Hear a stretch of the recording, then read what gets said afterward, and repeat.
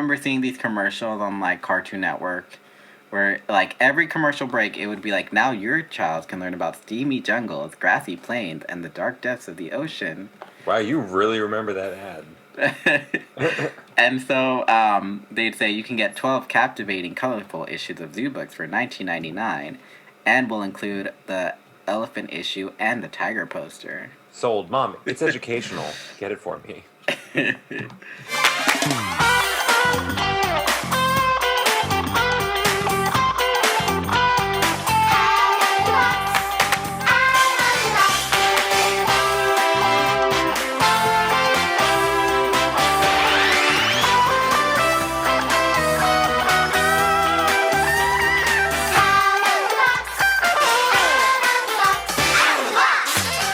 Hello everyone, welcome to an episode of The Box Cutter, where we take apart an episode of Disney's Out of the Box and see if it still holds up. My name is Daniel, and my co-host for this episode is a member of the well-known Poddin This Together. So, hi Andoni, how are you?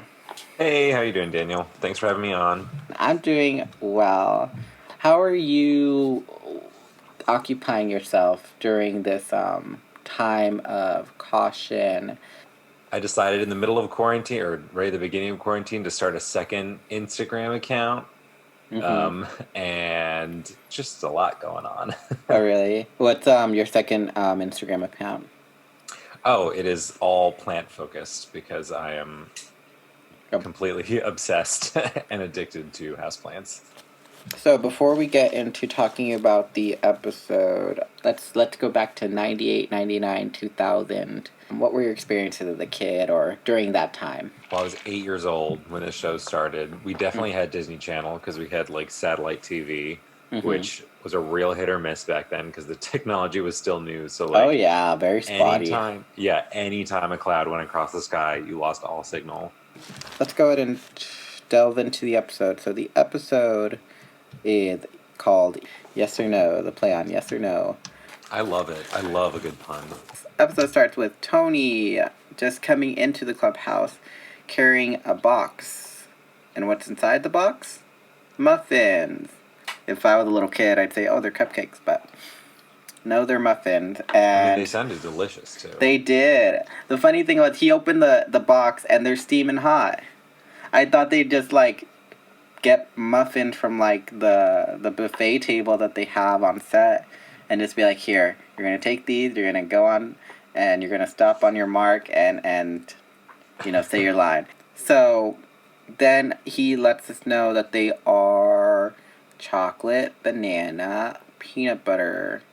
And it's nice enough that he makes these muffins for the kids, but you might not know, or they might not know, that they have allergies. Yeah, that definitely became a much more prominent thing when I was growing up.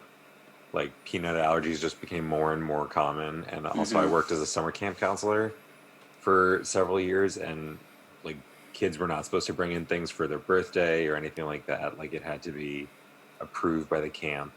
So.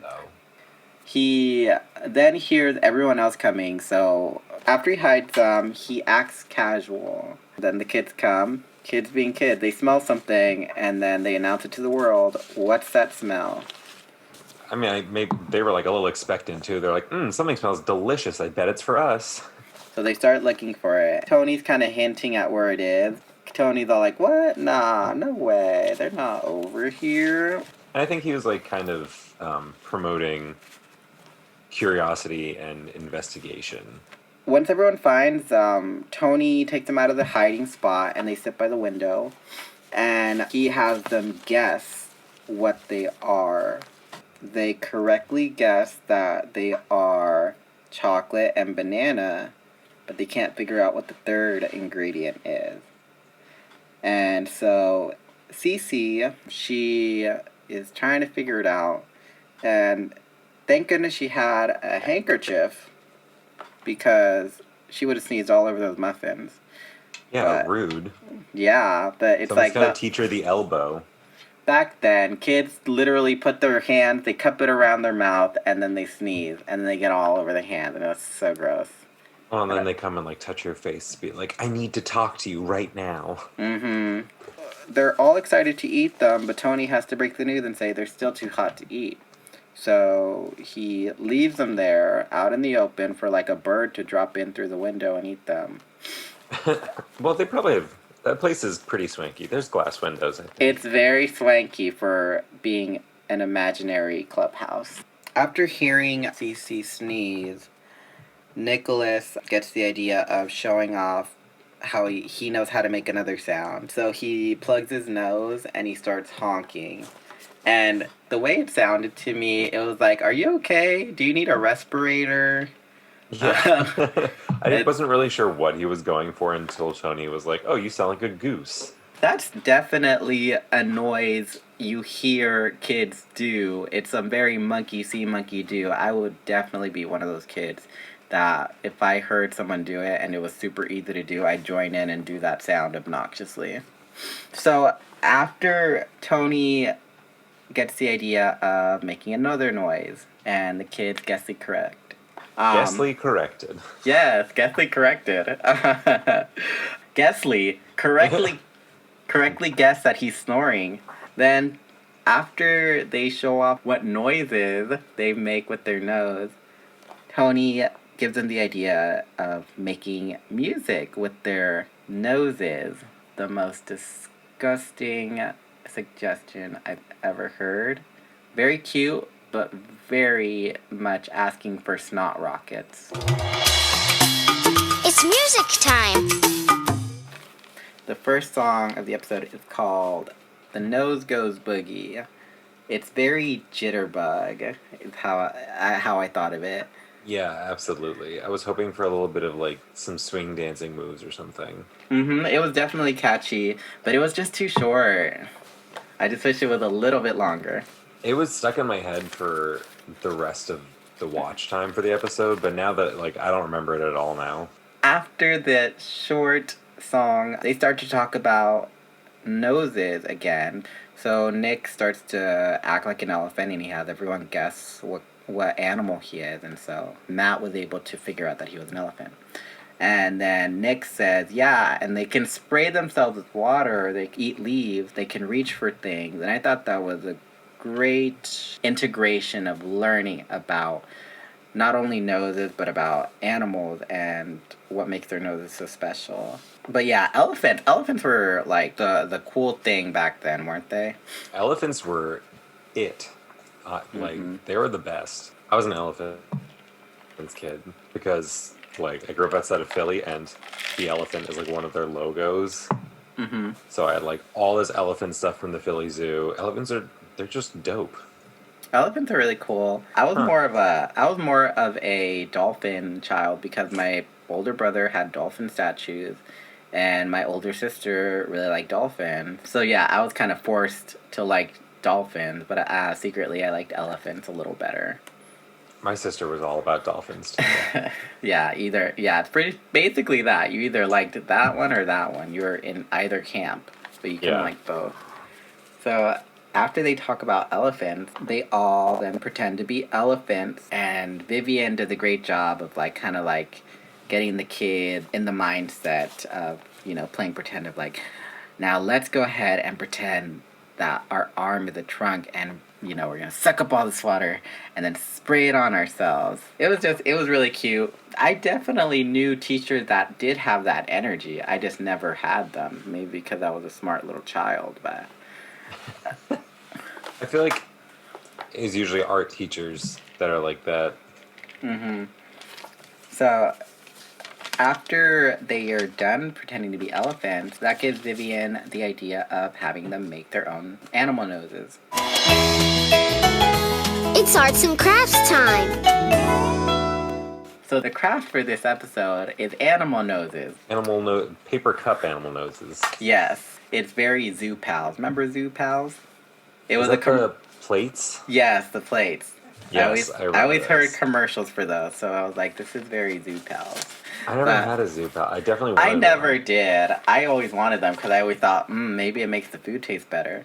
That's absolutely what I thought too. They're so they know exactly how to market to kids. Mom, I'll eat all my vegetables if you put it on this tiger faceplate. See, it's educational because it's teaching me about animals.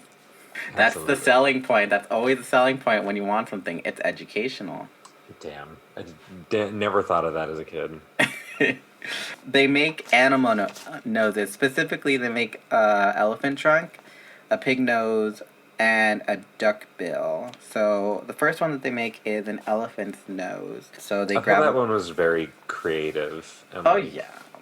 extremely doable too. Like I had when they first started talking about it, I was like, how the heck are they going to do this thing and make it doable for kids? But then like just taping it on either side, I was like, oh, that's super easy and very effective. Definitely. Matt and Vivian make an elephant nose. So Matt, being impatient, just grabbed the cup and he's like, this isn't long enough to be an elephant's nose. So she just tells them, well, we can get a bunch of them and tape them together. And so they did that. They get 2 pieces of ribbon, tape one end, and then tape the other side. So they're all linked together, and then they are able to move. And then after, just so that way it stays on his face, they get a popsicle stick and they stick it on one side of the cups. Which I thought it's very practical. So after that, Cece starts to make a pig nose. So she gets some construction paper and she gets a marker and makes 2 little nostrils on it. And then this is where I appreciate them being consistent. Rather than Cece grabbing scissors and cutting it herself, she asks Tony to cut it for her. So it's just reinstilling this importance of get a grown-up to help you with this. Yeah, that's definitely very responsible of them. I used to run activities when I was a camp counselor, and some of my kids, some of the age groups I was working with were like 5 to 9. If they were too young, I wouldn't let them use the scissors or like an X-Acto knife for some of the crafts that we had to do. It's like I would do it for them. So I was familiar with this and appreciated it. Mm-hmm. So after Tony cuts it out for her, she tapes the cutout onto a pink cup and then tapes a popsicle stick, and she has a pig nose now. I thought it was really cute. I don't know what she was wearing. Kind of like it made sense for her to get a pig nose because she was wearing overalls and she had like her hair in pigtails, and it's like I didn't even like connect the pig nose and the overalls, but I definitely noticed the overalls. I was like, that is a cool outfit. I have 2 pairs of overalls. I do too. I think overalls are in style. Lastly, Nicholas makes a duckbill. So he gets a crayon and he colors a white cup orange, which I thought was like the great way of showing, you don't have to have pink cups or gray cups or whatever color cups. As long as you have a white cup and you have crayons, you can, color it whatever color. Yeah. So it doesn't be like, oh, I can't make this because I don't have the right cups. It's like, no, you can make it. You just use some crayons or markers. I didn't live a life of lavish as a child. So it's like when I wanted to recreate something, I would do my best to recreate it. Even if I didn't have the right materials, I'd still try and figure out how I could, make it just like how I saw it. Yeah. Well, I feel like you gotta be pretty well off if you're gonna have like 5 different colored Dixie cups in your house. Definitely. So he colors it and then he smashes it down and then he sticks a popsicle stick on the bottom half. So after that, he shows it off to Tony, and this is what I like that Tony said. So Tony really liked Nicholas's duckbill, but he gave him some little bits of information so that way he's learning, but also so it can look better too. So he's not saying, oh, it'd look better if you added holes on it. He's saying, well, a duck, when it goes underwater, it shuts its nostrils. So maybe you might want to add some nostrils to your duck bill. So I thought it was a very creative way of giving feedback to a child while also letting them learn. Yeah, definitely. I thought it was very practical. It's still something that can be done today. It's very DIY. I expect those 5-minute crafts to steal this idea and make it into a video on Instagram. Oh, but they're gonna make it like so much more complicated, and they're not gonna show any of the steps. They're gonna be like, take pipe cleaners and plastic cups, and then make sure that they're from Starbucks or something, and then wow, you've got the Leaning Tower of Pizza. Definitely. So After they're done making all their really cool noses, they sing a song about it. It's music time. So the song that they sing is called I Got a Nose. It's very rockabilly, very 50s diner. I think this one was, of the two songs, this one was my least favorite. Was it? How come? Yeah. I don't know. I guess I just kind of prefer Jitterbug. Oh, you prefer that style of music? Yeah. I mean, I'm all for the rockabilly aesthetic, Mm-hmm. but when it comes to the music, it's not my favorite. Yeah, it's definitely not as lively as The Nose Goes Boogie. But I still feel like there's plenty of kids that would really like this type of music. I remember listening to songs because teachers would put on songs for you to learn. And it's a great way of learning how noses are special and that they're all different for all different types of animals. So Nick talks about how his nose lets him go underwater and it plugs up, and then Cece sings about how her nose helps her to sniff around. And then all I'm seeing throughout the song, my eyes are focused on Matt because Matt is just rocking out to this song. So when they're like, all right, Matt, sing about your long elephant nose. He does this really cool dance move where when they're cueing him in, and he does this dance move, and then he goes into his lyrics. He definitely ran with this song. I definitely know lots of kids who when certain music comes on, they just jam out. And don't care about how ridiculous they look. So pretty accurate. They're having the best time then. Mm-hmm. So after they're done with that song, Tony and Vivian compliment the kids on how cool their noses are. And Matt, being an alpha male, he's the one with the elephant nose? Yes, he's the one with the elephant nose. Being very alpha male, says to everyone, oh, his is the longest. And so Cece is a little underhand. She's like, yeah, yours is almost as long as Pinocchio's. Trying to undermine him. Mm-hmm. So when they mention Pinocchio, that that makes the kids talk about the story of how he was a doll that was brought to life, and every time he lied, his nose would grow. So Vivian poses this question of, what would happen then if Pinocchio met an elephant, a pig, and a duck? It's story time.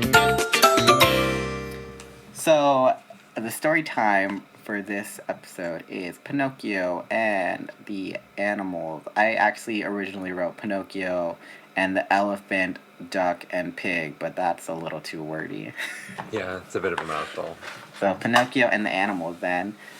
Was there always, did they always put up the story quilt every time? Yeah, they always put up the story cloth just to set the mood.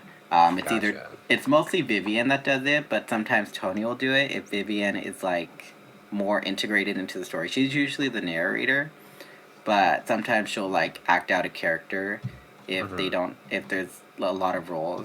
I thought the story was very minimal with the costumes, but it was really charming, regardless of the kids not wearing costumes. They get costumes from a steam trunk, and it's stuff you find in your closet.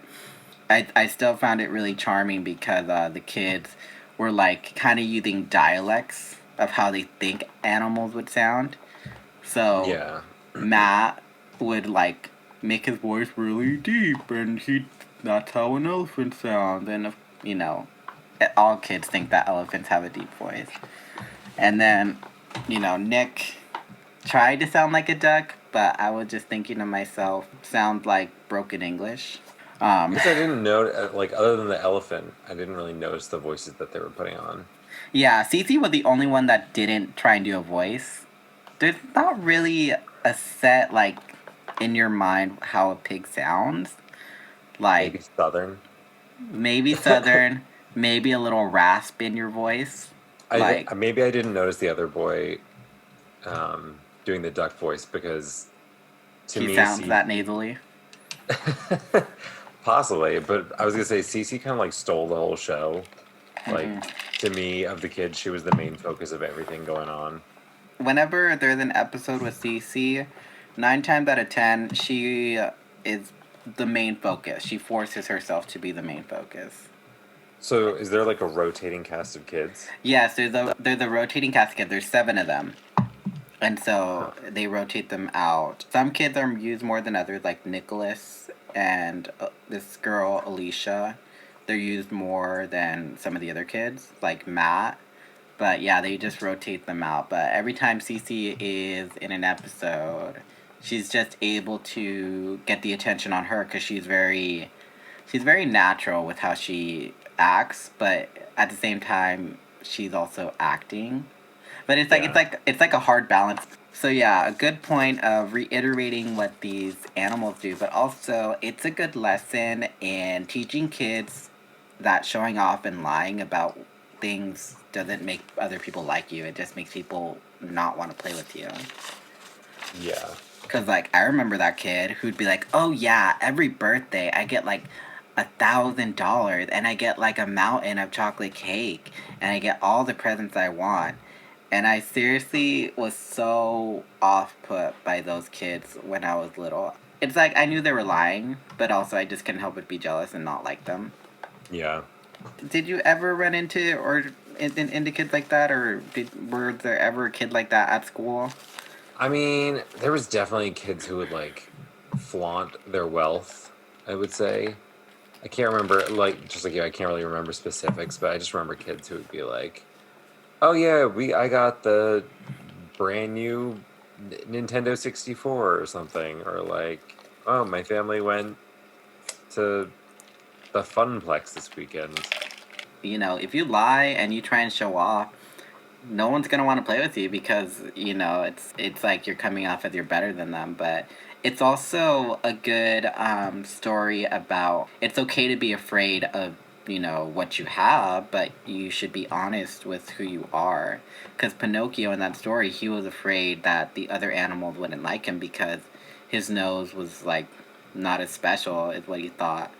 But the animals let him know, we'd rather you be honest than, lie about your nose. Yeah, and also he's got a magic nose that changes size and shape, so it's pretty dope. After he tells the truth, his nose goes back to normal, and then, like, the kids get a little touchy-feely with, like, Tony's nose. Well, he was still Pinocchio at that point. Yeah, I get it. But it's like, yeah, it's just something of note where it's like, little kids are like that, though. They are, a little, like, more touchy-feely as, like, a way to, like, prove things. Like, Yeah. it's like, I don't believe you that this thing's gonna hurt me. They touch a cactus, it hurts them. Yeah, I've definitely done that. So, Careful, that plate is hot. Oh, wow, it really is hot. I'd put glass plates in the microwave for 2 minutes, and my parents told me to wait, and I'd take it out. So, I don't need to wait. It's not going to hurt me. I'm special. Exactly. Yeah. So, once they finish telling the story, Tony then remembers he left the muffins by the window, and they were eaten by a bird. They were stolen by an elephant. They were stolen by a flying elephant. A flying elephant came by, took it from his trunks, and then you see through the window that the elephant gave them to the duck and the pig, and they all shared them and pointed and laughed at everyone inside. No, that's Wouldn't not that what be it- something? That would be great. Much higher budget than this show was, though. Nah, they probably would have like made 2D sketches and then like drawn like colored them in crudely. Yeah. It would be charming, though.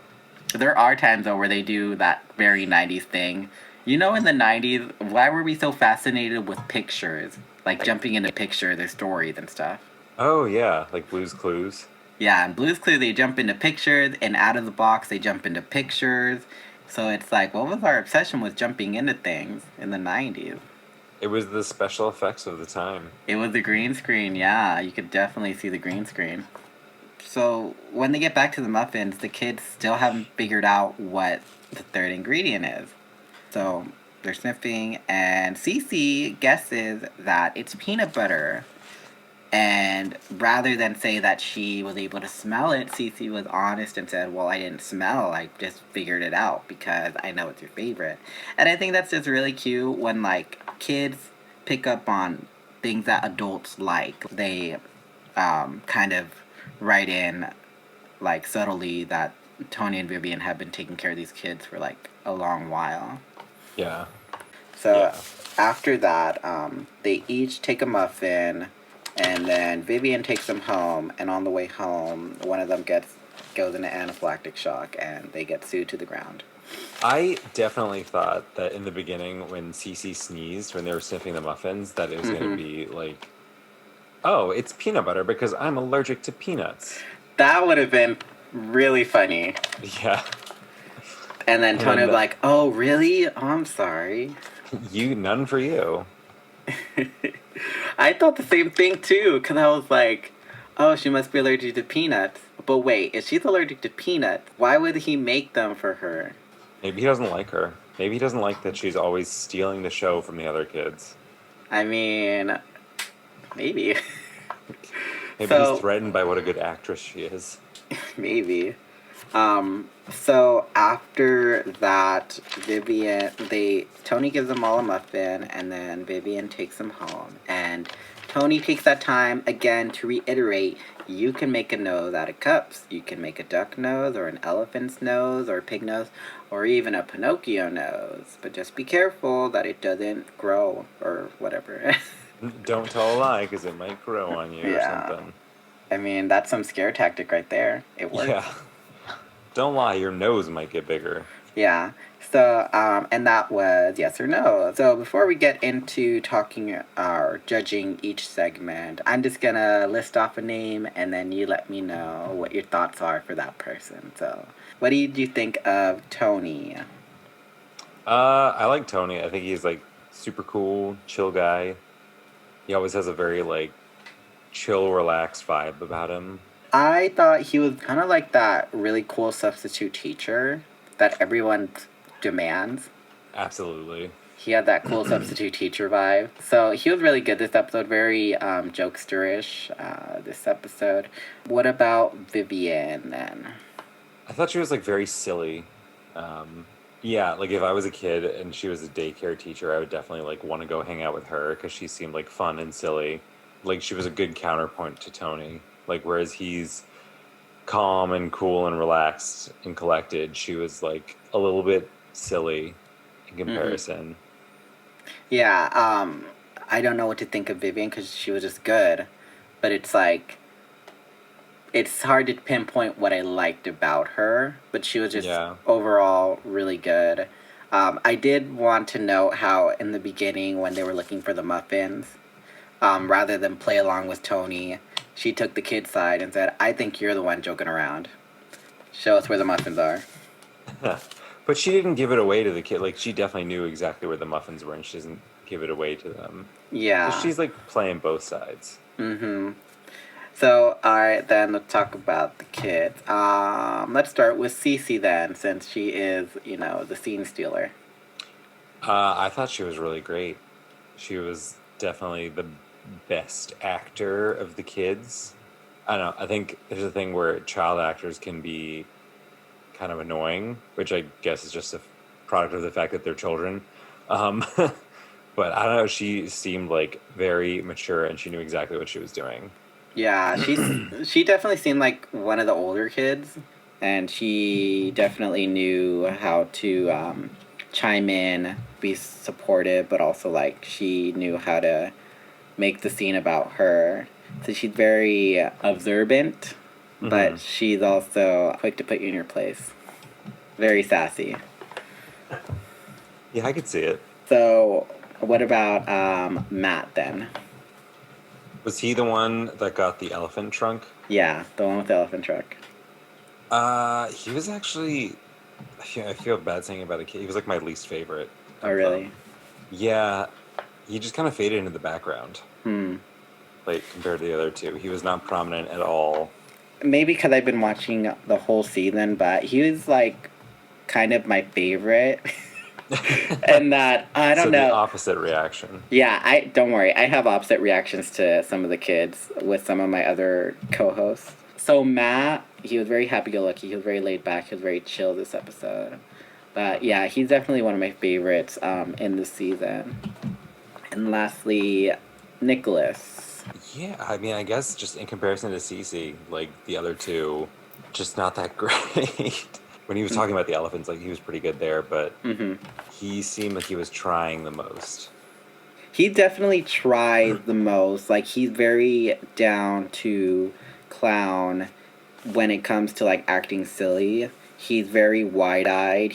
And like you said, he's very inexperienced with how he comes off. But I think because of how wide-eyed and daring he was, maybe that's why they kept him around for 3 seasons. Versus Cece and Matt. He was on all 3 seasons? Yes, he was on all 3 seasons, and Matt and Cece only appeared on 1 season. Man, they got the boot.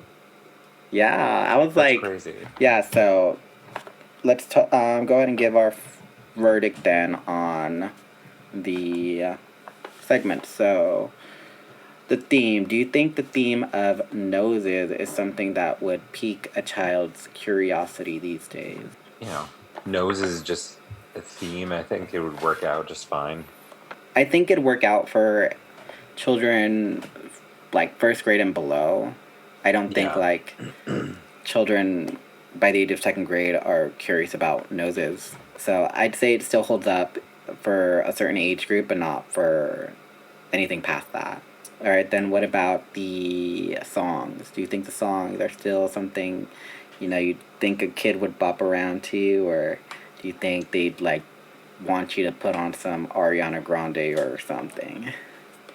I still hold to what I said, which is that the first song was a bop, and the second song was less catchy. I think it's because there was a lot of like speaking parts from the kids about their animals. So I'd say the music, the quality could always be improved. Like, you can redo the instrumentals. But I feel like Nose Goes Boogie is definitely very catchy, and I definitely see a bunch of 1st grade kindergartners bopping to that. But I feel like I Got a Nose, I feel like I Got a Nose would kind of like, you kind of have to sell them on that idea. It's like, you'd have to be like, oh, I know, let's all pretend we're all different animals. You can be an elephant, and you can be a pig, and you can be a duck, and then you have like 2 kids fighting. I want to be the elephant. So, I'm split, but I'd still say if they updated the music, it definitely would still hold up. Like the instrumentals. If they updated them, the music would still hold up. okay, yeah, I can see that. What about then the arts and craft? Do you think it's still like something people can do at home? Yeah, I think it's like, I think those were super easy but creative ways to do what they did. I think a lot of people might even have some of those things at home. Maybe not like small paper cups like that, but disposable cups in general. Yeah. Yeah, I think it's quick and easy, and then it's also something that you could keep for the kids to have for later, like dress up or play dates or something. Yeah, I think it's very accessible. It's very budget friendly. You can go to like the 99-cent store or the dollar store and get like the big stack of cups for like $1. And then all you'd need is tape and some string or ribbon and a popsicle stick, and that's like maybe like $5. And then you can like make a cheap costume for this kid's school play, or like a Halloween party or a dress-up day at school. So yeah, it's definitely accessible and very budget friendly, especially during these times where, children are at home and their parents are at home, and it's like you kind of have to think of things for the kids to do. Yeah. And plus you can make multiple noses, and that'll keep them entertained for longer, not just the making, but the playing and switching between all of them. So yeah, or you know what too, you can also make them for like those photo ops at parties. Yes, I know, with the mustache or the fake glasses. You can make animal noses, so that's definitely a thing. Make a 90s jungle theme party and make elephant noses and dolphin noses and tiger noses. We were obsessed with the jungle and animals back then in the 90s. Oh yeah, absolutely. It's coming back around. Definitely. And lastly, the overall performance of everyone. I thought it was good for a kids show. Like, it was not unbearable like a lot of other kids shows. So that really improves it in my eyes by a lot. Yeah, Out of the Box does it in a way that's very practical and approachable and very inclusive. Yeah, it was a very, like, I guess I never realized when I was watching as a kid, but I realize it now that, like, the amount of diversity is amazing, honestly. It's like, even the way that the kids are dressed, it's like you would see kids on the playground dressed like how Matt and Cece and Nicholas are dressed. Maybe not today with like the tie-dye stripes, but like something similar to what they're wearing. Nah. Actually, those kids, Out of the Box kids, they'd be super stylish now. That is exactly how the teenagers are dressing. So overall, though, yes or no, still holds up. So my recommendation is watch it, learn about the nose, learn about all types of noses, the noises that they can do, and what each animal can do with their nose. So before we go, is there anything you'd like to plug, Andoni? If you don't already listen, tune in on Mondays to Poddin This Together. Currently, we're doing live episodes on Facebook, but What's your Facebook? Poddin This Together. PODDINTHISTOGETHER. Okay. Is that how you spell together? Hope so. Yes, TOGETHER. Excellent. Yeah, or you can find me on Instagram if you like plants. Macrodonian leaves. It's difficult to spell out. Makes sense when you see it written. So, any final thoughts on like just the show, or like how influential or how great, or what your overall like final thoughts on the show? If you're listening and you have kids, have them watch this instead of Paw Patrol, because it won't make you want to rip your hair out.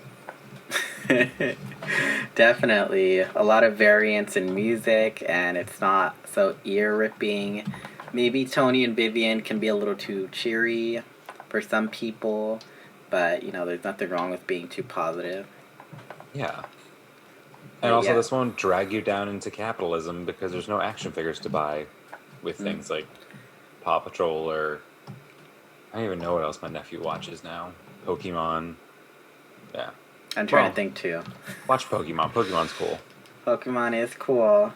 Definitely. Maybe some parents will think it's too violent. I can't let you watch that. It's too violent. Oh, God. Don't even get me started on that. Pokey Panic. Oh. Back in the 80s and 90s when everything was all about Satan. Oh, yeah. A little satanic panic. Nothing like Satan to spice things up. Yes. Oh, you shouldn't watch Out of the Box, because Tony and Vivian worship the devil. That's how they got all that furniture in their clubhouse. Yeah. Or like they're aliens. They use time-spatial dimension manipulation. Or, they're a cult. And they just, pick the children that have the ability to astral project. So that way they can use it for their cultish, devices. Absolutely. Leave a comment. Tell me what you like. Tell me what you don't like. Why not subscribe to my YouTube channel, The Box Cutter Podcast. I'm also on SoundCloud at The Box Cutter, as well as Apple Podcast. Send me an email. It takes a village to raise something beautiful. In the words of Tony and Vivian, so long, farewell, until we meet again. Oh, the nose goes choo. There's so many sounds that the nose can do. Oh, the nose goes. Yes, the nose goes. Choo, choo, choo. Come on, everybody, do the nose goes boogie with me.